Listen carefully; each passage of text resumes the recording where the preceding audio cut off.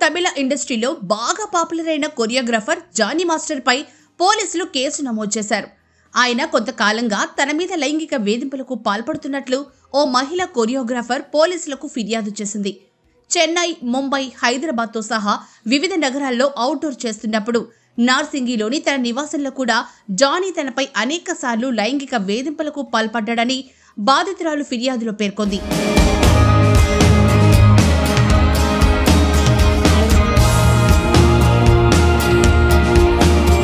ఆమె ఫిర్యాదు మేరకు రాయదుర్గం పోలీసులు 0 ఎఫ్ఐఆర్ను నమోదు చేసి తదుపరి విచారణ కోసం నార్సింగి పోలీస్ స్టేషన్కు బదిలీ చేశారు.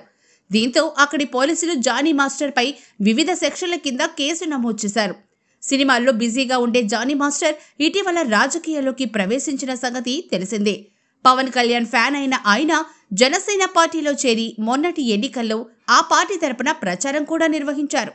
అంతేకాకుండా మొన్న విజయవాడలో సంభవించిన వరదల సందర్భంగా తన దాతృత్వాన్ని చాటుకున్నారు.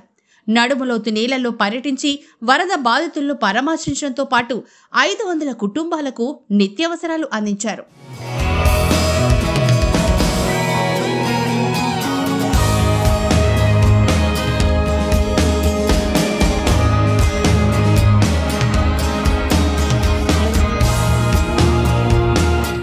ఇక ఈ ఏడాది ప్రకటించిన జాతీయ అవార్డుల్లో జానీ మాస్టర్ ఉత్తమ కొరియోగ్రాఫర్గా ఎన్నికయ్యారు.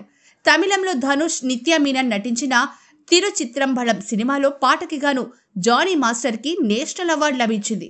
ఈ సినిమా తెలుగులో తిరు పేరులో విడుదలైంది. అటు కెరీర్లోనూ ఇటు పొలిటికల్ గాను దూసుకుపోతున్న జానీ మాస్టర్ పై లైంగిక వేధింపుల కేసు నమోదు కావడం ఇండస్ట్రీలో చర్చనీయాంశమైంది.